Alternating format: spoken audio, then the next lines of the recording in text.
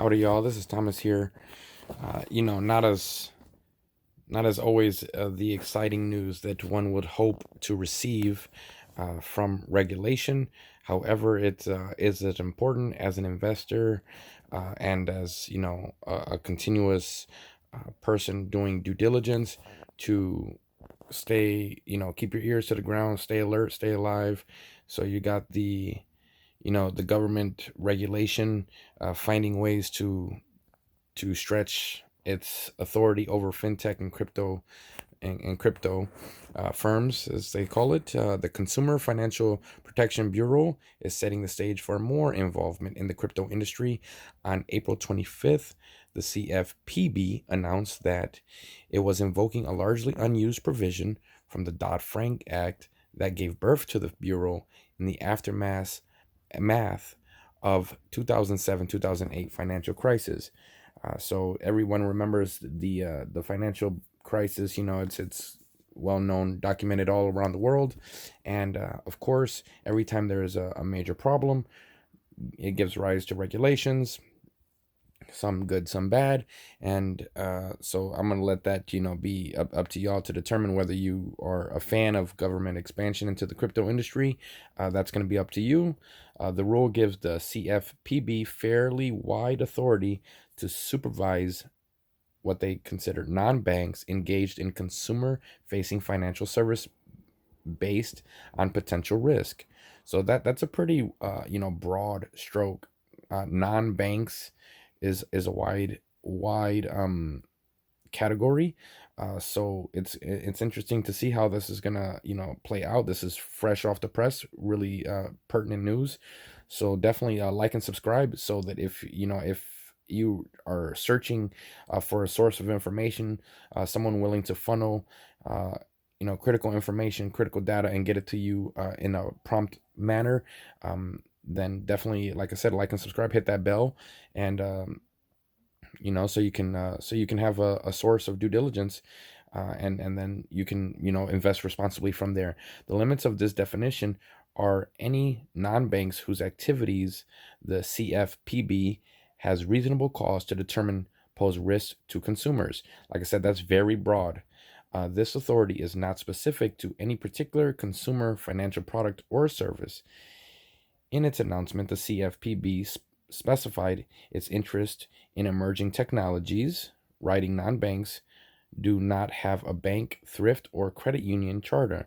Many today operate nationally and brand themselves as fintechs. Yes, we have seen fintechs popping up like dandelions everywhere. Um, In its procedural rule, the CFPB emphasized that it already has the authorities it is invoking. So yes, they're not looking for any expansion through Congress. They're saying, hey, we got these already. These are the powers that Congress has already granted us. And interesting to find that they're I don't know if somebody just dusted off an old book and found it, and like, hey, hey, y'all, we should use this. So interesting to see. We're gonna, of course, see how it plays out and how it correlates to the charts, and the regulation, the broader crypto market, the fintechs, and cryptos and everything in between, meaning that it does not need to wait for the usual timeframes that the Administrative Procedures Act requires. And it states, goes on to state the code there. So if you're interested, you can definitely go check that out. As a rule, as a result, the rule will continue into effect in just 30 days. When contacted by the block, yeah, shout out to the block, always doing good work. The CFPB did not specify whether it had already begun making supervisory inquiries into firms based on this rule. Though the release does not specifically name crypto, the CFPB interest in the industry has been on the rise regardless. Of course, there's the good and the bad in crypto. So we could always assume that they're going to be expanding their regulatory arm, and under the guise of security. as interest in its involvement in the crypto. In October, Senator Elizabeth Warren, we've seen her all over the news. Plenty memes of her. If you have any good ones, feel free to leave them, or thoughts about her, or regulation in general. Always interested to learn what the community sentiment is about. Okay, so we're at Elizabeth Warren. She's been promoting Crackdown.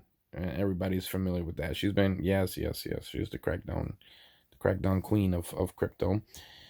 In January, the Bureau hired Alexis Goldstein. So yes, Alexis Goldstein is going to be doing some work. I'm interested. I'm going to do some research on Alexis Goldstein, and really try to get a little bit more of read some of them past tweets, and try to get a feel of how they perceive the crypto markets, since they're being put in a position of authority. That definitely has a something worthwhile. Goldstein has spent much of 2021 appearing in congressional hearings on cryptocurrencies, in which she's consistently critical of the industry.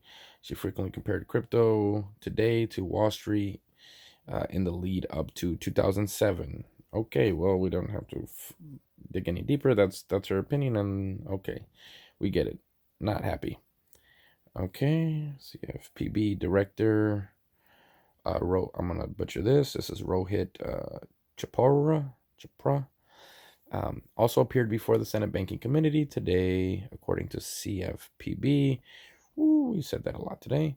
The Bureau has received over 12,000 complaints related into crypto in the past year.